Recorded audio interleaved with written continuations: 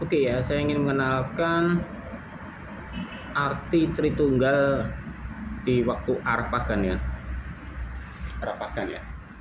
Nanti saya juga jelaskan Tritunggal menurut Islam ya, dan Tritunggal Arab Pagan. Dari Arab Pagan ini ya, dulu ya, itu Al itu ilah ya, nama sesembahan atau Tuhan ya. Loh itu dewi bulan atau bulan sabit ya. Nah, Al-Uzza ini adalah dewi kekuasaan yang memiliki kekuatan, dan dia itu dijuluki bintang sore ya, dan penjaga kubus di Ka'bah ya. Jadi dia itu penjaga kubus, pokoknya semua yang berbentuk kubus itu Al-Uzza itu ya. Nah, sama seperti di Arab Pagan dulu ya. Ya, juga ada Aswad ini juga ya, dan bulan sabit dan bintang ini ya, ini ada di Ka'bah kan, karena saya ketahuan mungkin ya, istilahnya itu akhirnya semua masjid nggak pakai bulan sabit dan bintang lagi ya. Nah, jadi apakah ini mereka sama? Tidak ya, tidak sama ya, karena makanya dikatakan kami ya, karena bukan segolongan, beda dengan di Alkitab kan kita ya, kita kan segolongan. Nah, jadi Muhammad ini adalah apa ya? Dia menurut sejarah yang pernah video sebelumnya ya, mengatakan dia itu dulu sangat mengagumi Yahudi ya. Ya, karena dia pada umur 40 tahun dia ketemu Jibril di gua itu ya, akhirnya dia mendirikan agama baru ya. Beda Yesus kan, Yesus menurut sejarah dia tidak membuat agama baru ya.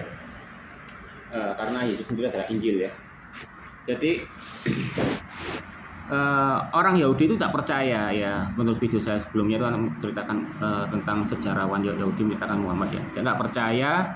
Terus habis itu Muhammad ngambek ya, jadi arah Ka'bahnya yang menuju ke arah bait sucinya orang Israel Yahudi itu dipindahkan, jadi menuju ke tempat yang lain ya. Dan orang Yahudi gak percaya juga, karena waktu itu pernah saya lihat di tafsir atau hadits ya, mengatakan bahwa kalau orang Yahudi itu pernah bilang gini, jika kamu memang ada seorang nabi, kenapa kamu kawin dengan kawin ya, hanya masalah tentang ibaratnya kayak ngesek aja gitu loh, kalau kamu memang nabi itu ya. Dan Manat itu adalah dewi takdir ya, makanya orang Al-Quran tuh Al-Quran itu percaya dengan takdir ya, karena Yahweh itu adalah takdir ya. Dewi Lata ini adalah dewi kesuburan ya, yaitu sama seperti ini Hajar Aswad ya. Kenapa ya? Aku nggak pernah baca di suatu sejarah ya, bahwa Hajar Aswad itu aslinya adalah batu yang sebagai dasar waktu Hagar itu melakukan hubungan intim dengan Ibrahim ya, hingga dia punya anak ya, bolak-balik. Nah, batu itu dianggap sebagai dewi kesuburan bagi Hagar ya. Waktu dia diusir ya, karena diusir Sarah, karena dia bukan istri ya, dia kan cuma dikasihkan ke budaknya untuk istilahnya mungkin buat ngetes ya, yang mandul itu siapa. Ternyata Ibrahim itu punya anak ya, banyak ya, Ismail apa mungkin. Nah itu Hagar tuh menghina Sarah ya, akhirnya diusir sama malaikat ya. Gabriel itu kembali dia ya, dan akhirnya Sarah itu berpuasa ya. Dia melakukan kehendak free will-nya itu adalah berpuasa, akhirnya dia punya anak yaitu Ishak itu. Nah, makanya itu baru Yehova ini ya, dia itu mengadakan perjanjian antara Ishak ini, bahwa keturunannya akan banyak seperti pasir, dan berkat-berkatnya semua dari keturunan Israel ya, dia akan memiliki seorang raja sampai selama-lamanya dan sebagainya, itu dengan sunat itu ya sebagai tandanya. Kalau Islam nggak tahu arti sunat untuk apa ya, maka di Al-Quran nggak ada mengatakan bahwa Muhammad itu sunat ya. Bahkan yang sunat itu malah di hadits ya, mengatakan Ibrahim disunat dengan menggunakan kapak ya. Nggak tahu kapak, gila, berarti anunya Ibrahim itu gede pasti ya. Jadi itu sangat berbeda ya. Bahkan Ibrahim itu bermimpi menyembelih Ismail, hanya mimpi. Makanya aku mimpi dan mimpi, wahyunya pun juga mimpi ya. Jadi kalau di Alkitab dia itu nggak mimpi, asli ya. Jadi Abraham itu mau menyembelih Ishak asli ya, waktu mau disembelih ya, Yehova ini ya melarangnya, jangan gitu. Akhirnya diganti dengan domba. Beda dengan Ibrahim. Ibrahim itu mimpi, dia ngomong sama Ismail, aku bermimpi aku menculik kamu. Bagaimana menurut pendapatmu gitu kan? Nah, itu ya. Jadi asal mulanya Islam dari Arab pagan, dan Arab pagan itu tidak tertuju pada Taurat. Nah, pinternya Muhammad itu adalah modifikasi alur ceritanya dengan membelokkan Taurat ke Islam dan membelokkan sunat itu dengan Islam biar agar dapat perjanjian. Tidak akan dapat perjanjian karena sunat itu hanya khusus untuk orang Yahudi. Makanya Yesus disunat ya. Dan betulnya kok bagi negara lain kalau mau sunat itu betul nggak berfungsi ya, karena perjanjian itu hanya untuk khusus Israel, Iskak ya. Tapi kalau kepingin bersih ya, alat kelaminnya ya sunat aja ya, nggak apa-apa gitu loh. Tapi sebetulnya kamu nggak bisa dapat bagian dari perjanjian itu gitu loh. Makanya Muhammad tuh ngerti, makanya dia gak sunat ya, dia hanya membelokkan aja. Jadi ibaratnya kalau kamu membuat suatu cerita, anggap aja cerita kayak Marvel dengan MCU, bagaimana cerita itu bisa nyambung ya, kita buat aja cerita untuk universal ya, timeline mengalami universal ya, jadi bisa saling ketemu. Sama seperti kalau misalnya Dragon Ball ya, mau ceritanya mau disambungkan ke Marvel bisa, anggap aja bikin cerita menggunakan universal itu masuk lah ya. Ya seperti itulah cerita-cerita dongeng yang biar disatukan itu ya. Dan kesalahannya dari Muhammad ini, kenapa kok nggak disingkirkan Ka'bah itu atau Hajar Aswad? Hanya isinya Ka'bah itu adalah berhala-berhala ya. Di situ pun ada gambar Yesus ya, itu tetap nggak disingkirkan ya. Berarti dia masih menghormati Yesus ya, karena dia memang dulunya sangat tertarik dengan agama Yahudi ya. Nah, habis itu ya, itu tak membuktikan bahwa Al-Quran itu dapat sebagian dari Taurat ya, enggak ya. Bahkan ceritanya beda. Adam bertobat ya waktu diusir Taman Eden, tapi tetap diusir ya, dan mengatakan diusir dia itu turun dari surga. Berarti Taman Eden itu di surga, padahal di Alkitab ngomong Taman Eden itu di bumi. Yang diangkat itu adalah Taman Edennya ke surga ya. Nah, itu juga. Terus mengatakan bahwa Isa itu nggak disalib, Yesus disalib ya. Dan Isa itu ibu Maryam ya. Maryam mengatakan dia itu keponaannya atau saudaranya lah dari Harun. Nah, sedangkan Harun itu di zaman Musa timelinenya beda, jarak antara Harun dengan Isa. Berarti Isa ini termasuk keponaannya Harun. Kan konyol ini kan, ceritanya sudah berbeda ya. Kalau memang ada sambungan dari Taurat, nggak mungkin dia akan berbeda ya kan. Dan Islam pun nggak tahu gunanya untuk Idul Adha itu buat apa, hanya sebagai pembelokan aja. Tapi kalau orang Kristen tahu ya, korban tebus dosa hewan itu gunanya untuk pelajaran dasar arti kata korban tebus dosa ya. Perjamuan kudus dan roti itu ada di zaman masa korban bakaran ya, tapi sampai saat ini tetap dilakukan. Nah, jalur sanatnya itu ada, ibaratnya gitu. Nah, kalau Islam itu nggak ada. Bahkan di Bukhari ya, Bukhari apa Ibnu Majah 304 mengatakan bahwa Umar itu kencing berdiri, tapi ditegur sama Muhammad, kamu jangan kencing berdiri, kencing jongkok. Akhirnya semenjak itu Umar tidak melakukan itu sunnah.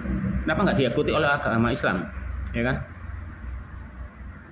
Dan ada hadits yang mengatakan ketika kamu makan menggunakan piring ya besar ya, terus kamu menjilatnya sampai bersih, maka suatu hari itu piring itu akan minta ampun kepada Allah untuk mengampuni dosamu. Kan lucu ceritanya kan, Anda bisa cari sendiri dan sebagainya.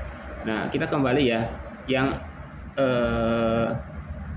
modifikasinya ini ya. Nah, ini Islam ya. Nah, Al-SWT itu dari paling tengah, yaitu alif, Jibril itu lam ya, Muhammad itu mim.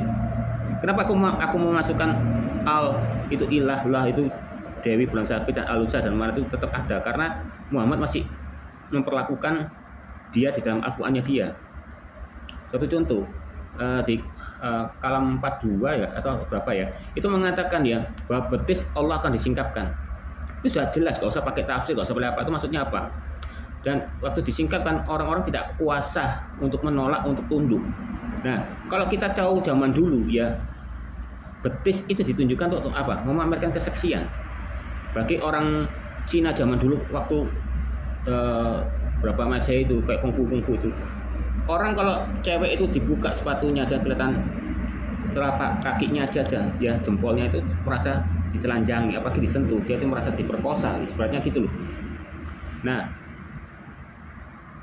jadi Allah itu Dewi Bulan Sabit ini memamerkan betisnya ya, agar orang itu tidak agar orang itu kamu tunduk gitu.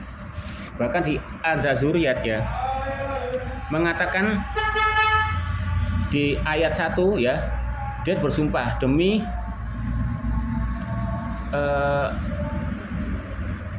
angin menghemparkan debu, dan ayat yang kedua demi awan yang mengandung hujan, dan 3 itu adalah demi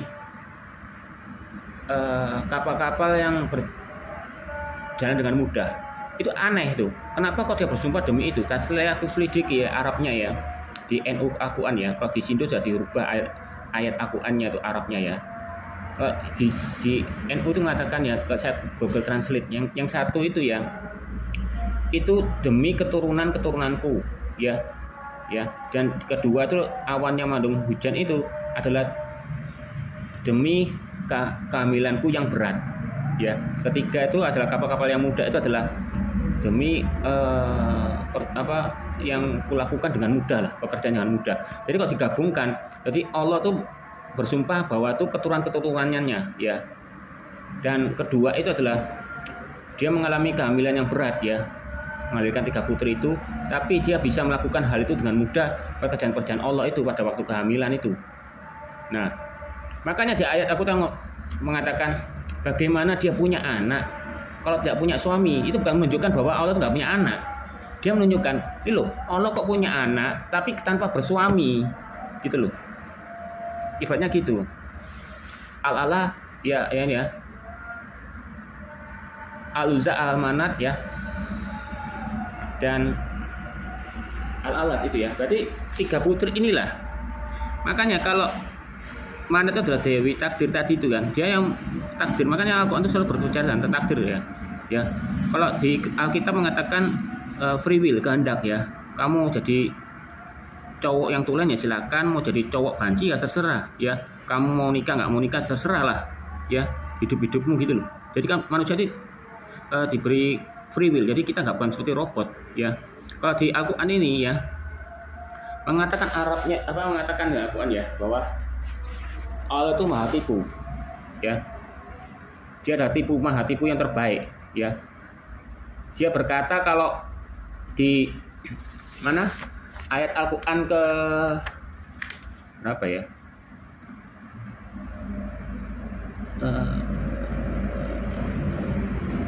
di Quran Yasin 12 ya mengatakan bahwa Allah itu mempunyai 99 nama 100 dikurangi 1. Kenapa gak mau bilang 9? Kenapa harus pakai 100 dikurangi 1? Berarti ada kata-kata 100 itu. Nah, 100 itu adalah Allah itu maha tipu daya, yaitu Khairul Makirin ya. Khairul Makirin itu adalah nama asal Allah. Bahkan di web yang saya pernah baca itu bahwa ulama mengakui kalau Asmaul Husna sekarang itu 100, yaitu Khairul Makirin ya. Karena terlalu bahaya, tadi ada orang Islam nggak mengakui ya, karena tipu daya ya. Dan Allah itu juga menghendaki menyesati, berarti Allah itu maha penyesat ya. Dan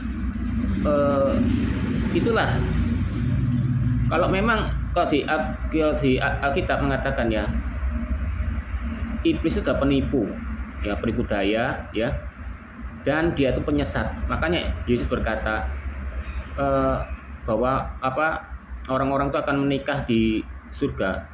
Yesus menjawab ya, kamu sesat ya, karena kamu seperti bapak iblismu ya. Pada waktu mulanya dia adalah seorang penipu ya kan? Nah, kalau gitu apa gunanya untuk iblis diciptakan kalau memang ada penipu? Ya, kalau Allahnya menipu dan dia menghendaki sesat ya, dan adanya takdir. Buat apa ada agama?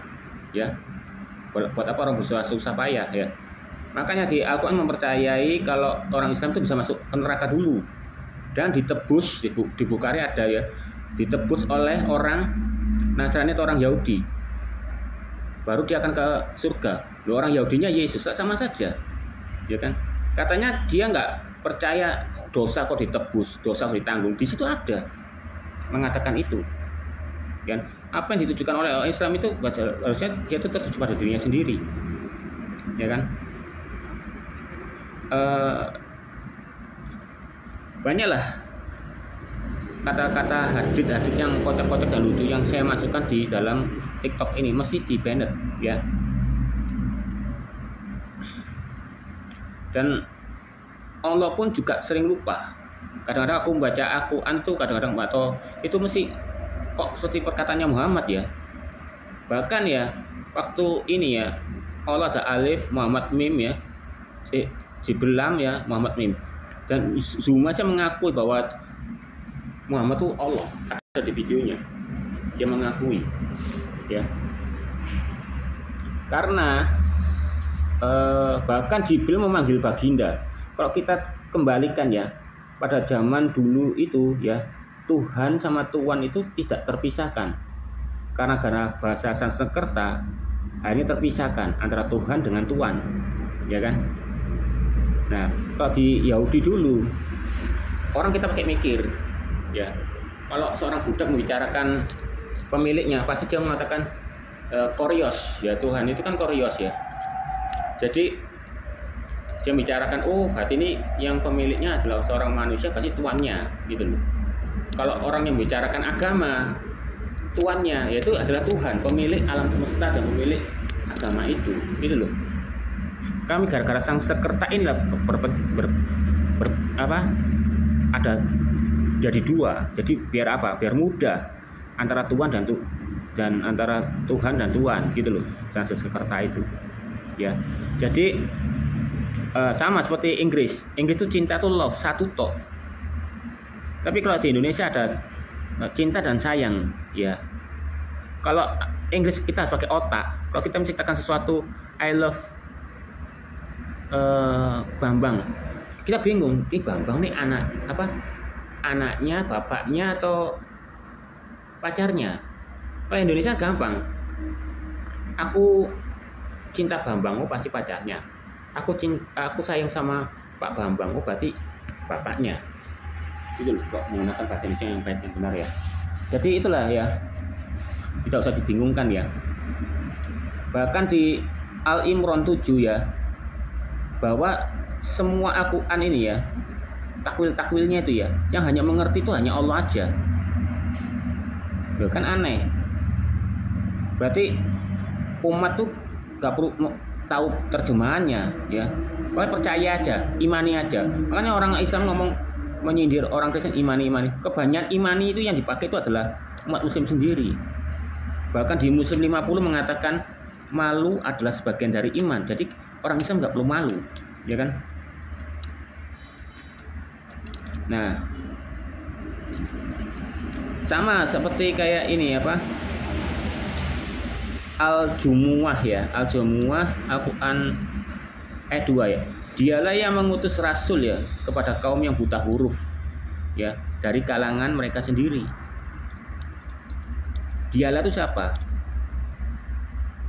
Ya Allah itu sendiri, bahwa mengirim rasul itu untuk kaum yang buta huruf dan untuk mereka sendiri.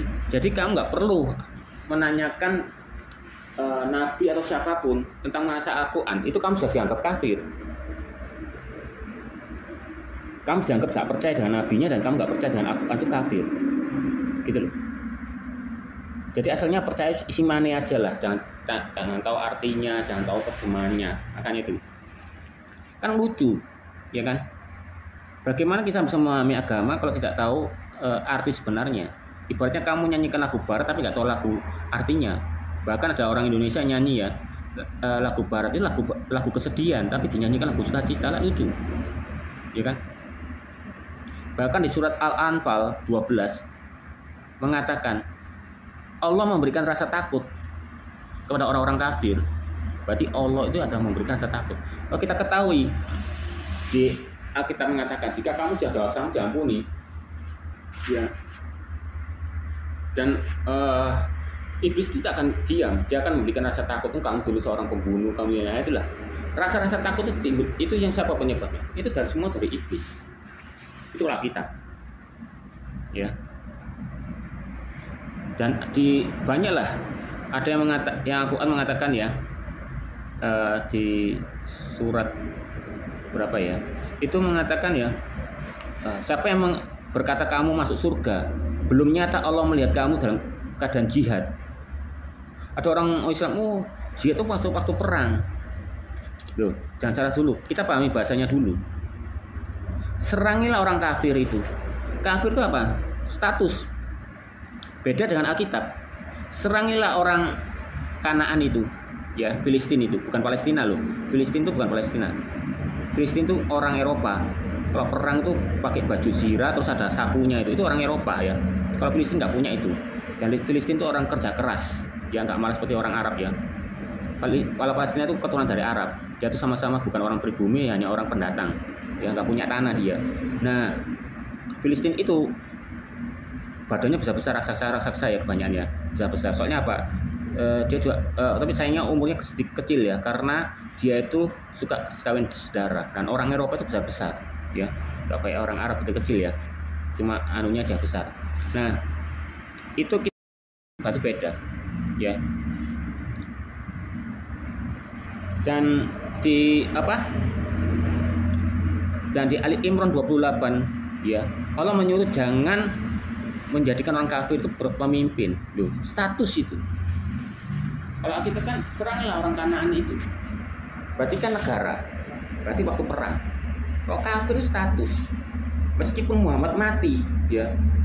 Perintah itu tetap abadi. Kafir, serangilah itu. Karena memang zaman sejarah ya, pernah saya perlihatkan videonya ya. Menurut pandangan sejarah orang Yahudi tentang Muhammad, kan saya tunjukkan bahwa isinya apa? Bahwa Muhammad telah membunuh orang Arab Kristen. Arabnya sendiri dibunuh. Bahkan Arab yang bukan Kristen, waktu yang percaya dengan Arab pagan itu dibunuh, nggak percaya jasa itu Nabi. Nah, Muhammad ini telah membelokkannya ya, biar seolah-olah tuh awalnya pertamanya ngomongnya gini. Ini loh batu Hajar Aswad memberikan salam kepadaku, wahai Nabi. Jadi dia membelokkan Arab pagan itu ke dia dulu. Loh, aku nabinya Arab pagan dulu, gitu loh. Tapi dalam sisi baliknya dia ngomong percaya dengan satu Allah itu, ya, di motif itu. Dan makanya di wudhu itu, wudhunya itu mengikuti India, bukan orang ortodok, ya. Kalau ortodok kan sama seperti kayak di Masjid Babakaran tuh, kaki, tangan ya. Nah, kalau di Arab itu detailnya sama. Mulai dari apa dulu, kaki dulu, apa tangan dulu, itu semua sama. Kalau cumanya India itu ya, itu salah payadab ya, payadab atau apalah. Itu 3 kali, sama Muhammad dimodif jadi 7 kali. Bahkan orang India dulu ya, dia mengelilingi kubus itu sama seperti Muhammad ya. Dan yang memerintahkan mengelilingi Ka'bah dengan tidak telanjang lagi itu bukan Muhammad, tapi khalifahnya. Jadi khalifahnya masih agak beres ya. Bahkan khalifahnya pernah nyindir gini di Bukhari, kalau bukan Muhammad yang mencium batu Hajar Aswad ini, yang nggak punya faedah, nggak ada gunanya nih, aku nggak akan bakalan mencium kamu, gitu loh. Berarti masih khalifah masih rada beres otaknya gitu loh. Nah,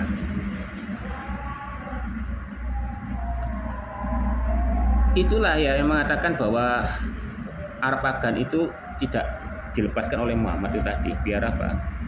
Ya, biar semua Arab pagan yang percaya, yang Arab yang banyak itu pada mengikuti dia. Ya, makanya jadi dia menggunakan istrinya disusui ya, biar semakin banyak pengikut. Karena dosa itu enak ya. Bahkan semua istri bisa ditukar-tukar pasangan. Makanya kalau Gus Samsudin itu kan pernah ditangkap karena pondoknya pernah tukar-tukar pasangan ya, tapi dilepaskan karena apa? Dia menunjukkan ayat Al-Qur'annya, ya kan? Bahkan di Al-Qur'an pun ya boleh memukul istri kalau tidak nurut ya, ada ayat Al-Qur'annya itu. Anaknya itu juga bisa dipukul ya kalau nggak nurut ya. Soalnya kenapa? Ya karena derajatnya Nabi Muhammad tuh derajatnya laki-laki itu lebih tinggi daripada seorang perempuan. Bahkan perempuan dianggap ada setengah otak ya. Bahkan perempuan itu menyebabkan kenajisan haidnya ya. Padahal dia sendiri pun pernah ya berpuasa ya, dia menciumi bibirnya Aisyah dan menghisap lidahnya ya pada kondisi dia haid dan dia juga lagi puasa ya. Dia yang bikin hukum itu dan dia langgar-langgar sendiri ya. Ada hadits juga yang mengatakan waktu Anda cari sendirilah Aisyah bercerita dia itu lagi tidur seperti mayat ya, dan Muhammad tuh sholat di hadapannya Aisyah waktu tidur itu, dan waktu itu Aisyah juga haid ya. Banyak kok.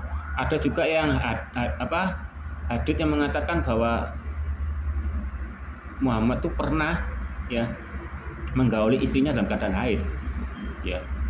Padahal bilang haid itu adalah najis, padahal dia sendiri melakukan ya. Bahkan turun ayat baru lagi, kalau kamu menggauli istrimu kamu harus bayar sedekah ya. Sedekahnya pada siapa? Pada Muhammad sendiri ya.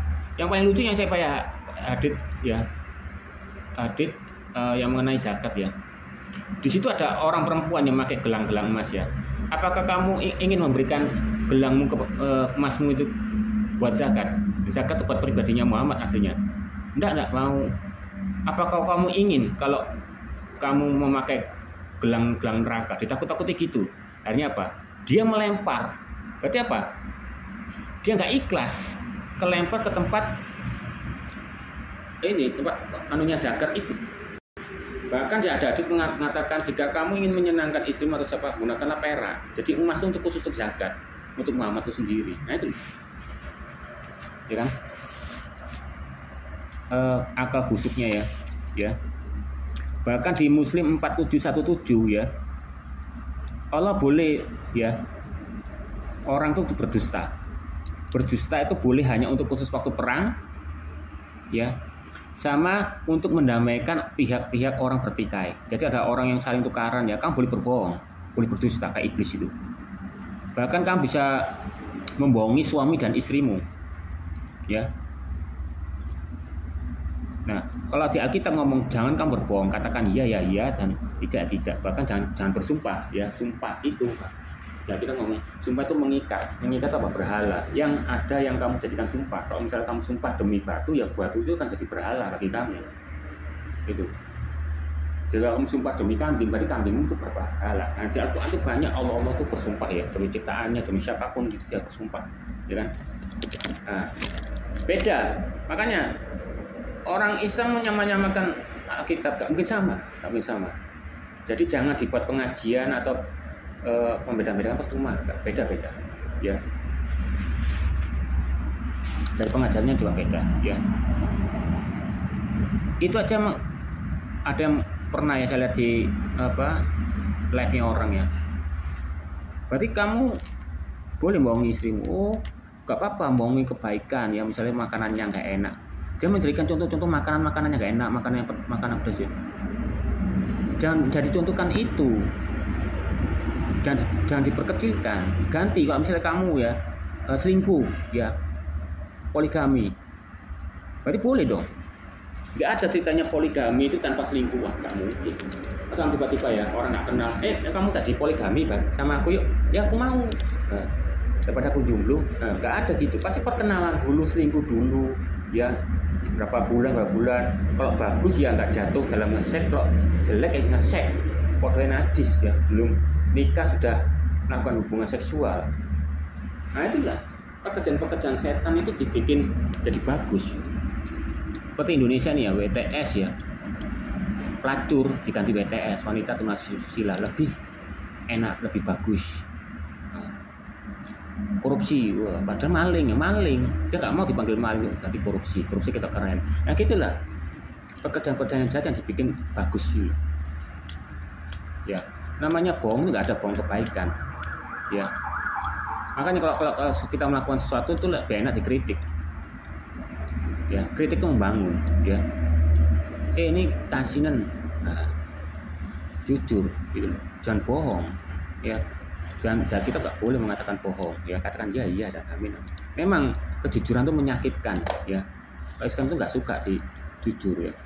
Kalau misalnya aku hanya bohong ya, dongeng ya, itu bagus. Bahkan kita muslim boleh bertakiyah malah ya, untuk membela kebenarannya itu loh. Nah,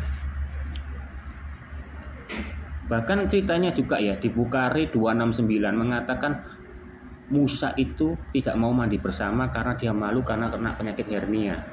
Itu loh, Muhammad sampai cerita itu dapat dari mana? Kalau dapat cerita dari sana masih mending lah. Kalau dia ngayal sendiri, berarti dia menghina Musa. Kena penyakit hernia. Bahkan di Bukhari 269 juga mengatakan bahwa Musa itu bajunya dicuri sama batu. Nah, coba kamu pikir pakai logika. Batu nyuri bajunya Musa, dibawa lari, hari ketangkep, di batunya dipukul. Konyol nggak? Logikamu main nggak? Nah, di Al-Quran itu mempercayai suatu benda mati itu hidup. Bahkan di Al-Quran mengatakan ya, matahari itu tunduk kepada Allah. Padahal dia nggak mau menyinari bumi itu dengan mataharinya. Dia kepinginnya sujud terus pada Allah, seolah-olah ngalam terus pada Allah. Kan konyol. Berarti matahari itu hidup, ya kan? Ada yang mengatakan ya, ketika waktu pada hari kiamat kamu bisa akan melihat Tuhanmu seperti bulan.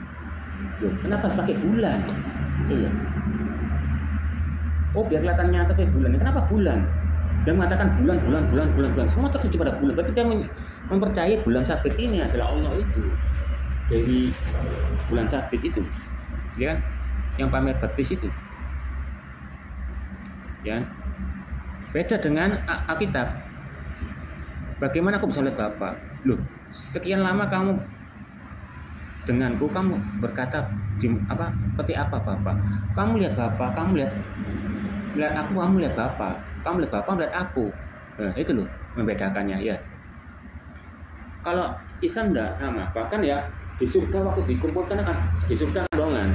Satu golongan menyerupai bulan, satu golongannya berubah menyerupai matahari. Loh, berarti kan aneh kan? Bahkan kok di Alkitab mengatakan pada waktu kiamat matahari itu akan hancur dan digantikan oleh Yehova itu sendiri sebagai terang yang menerangi alam semesta, menerangi surga dan menerangi semua. Jadi Yehova ini akan menerangi terangnya. Gitu loh. Nah,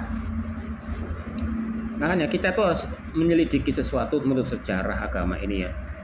Oh, sejarahnya nggak ada, pun sejarahnya ada. Kalau Yesus kan ada sejarahnya. Saya pernah tunjukkan di videonya ya, Yesus sejarah membuktikan ya, orang Roma ya, secara orang Yahudi menulis bahwa Yesus itu disalibkan. Dan arkeolog pun juga menemukan mayat yang bekas disalib orang. Loh, tentang apa lagi? Ya. Dan ditemukan cincin Pontius Pilatus, namanya Pontius Pilatus, di tempat zaman istana Herodes itu. Berarti terjadi semua itu, ya. Tabut perjanjian ditemukan di bawah Golgota, di bawah salibnya Yesus ya, darahnya tercurah dan terpecikan ya, karena korban penebus dosa itu darahnya terpecikan, dan Yesus itu disalibkan darahnya terpecikan, jadi sah korban penebus dosanya. Dan terdapat darahnya kromosomnya 23. Sejarahnya ada gitu loh. Kalau Muhammad gak ada. Bahkan membelah bulan itu hanya syair, puisinya. Aman bisa lihat di Google. Bahkan anak perempuannya Muhammad itu berkata tentang syair itu yang membelah bulan itu. Langsung disindir sama anaknya penyair ini. Loh, itu yang dicuri ayahmu ya, untuk buat sebagai ayat-ayatnya itu membelah bulan. Nah itu.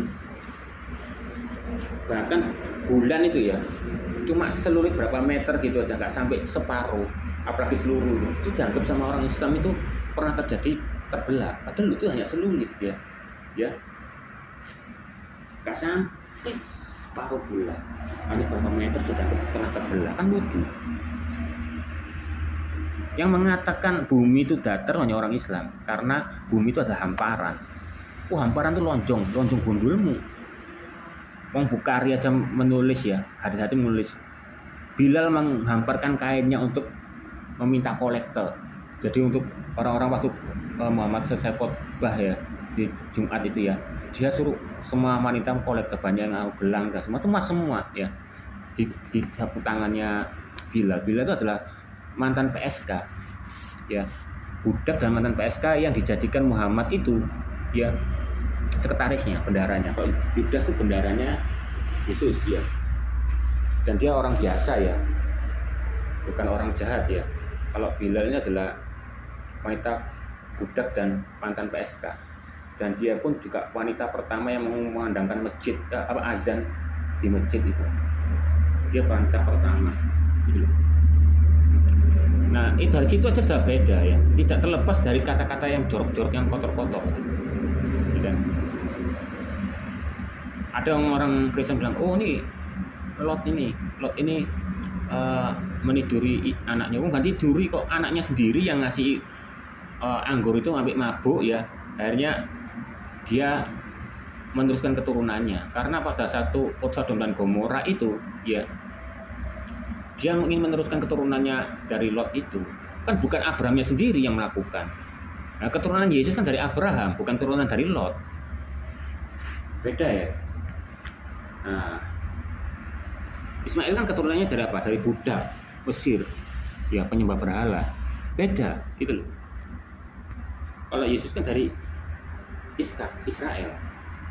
Dari keturunannya saja tak kelihatan beda, gitu loh. Nah, bahkan juga ya katanya Muhammad tuh kalau di Al-Quran ngomong kalau orang Islam tuh nggak bisa disantet. Nabi-nabi juga nggak bisa disantet, nggak bisa diracun. Buktinya ya Muhammad ya mati ya diracun dan pernah dikena sihir. Di Bukhari 2939 ya, Muhammad kena sihir dan mengalami halusinasi. Halusinasinya apa? Ya, halusinasinya ternyata terhubung dia menghayal menggauli istrinya 9 istrinya, dan satunya lagi Bukhari berapa itu menggauli istrinya 11. Ada yang 9 dan 11 itu sudah kontradiksi ya, dengan kekuatan 30 kekuatan laki-laki ya, itu halusinasinya dia. Bahkan dia sahabat-sahabatnya ya, dia melihat juga Aisyah sendiri juga menyindir Muhammad melakukan sesuatu yang padahal dia tidak melakukan ya, seperti di Bukhari 5324, 5603, 3028 ya, 5912 banyak yang mengatakan itu kalau Muhammad itu kena sihir. 5247 ya, 3814 ya. Muslim 3814 ini mengatakan kurma ya. Kurma itu bisa menyembuhkan racun dan sihir. Begitu orang Islam nggak perlu ruqyah, makan kurma. Dan orang Islam nggak perlu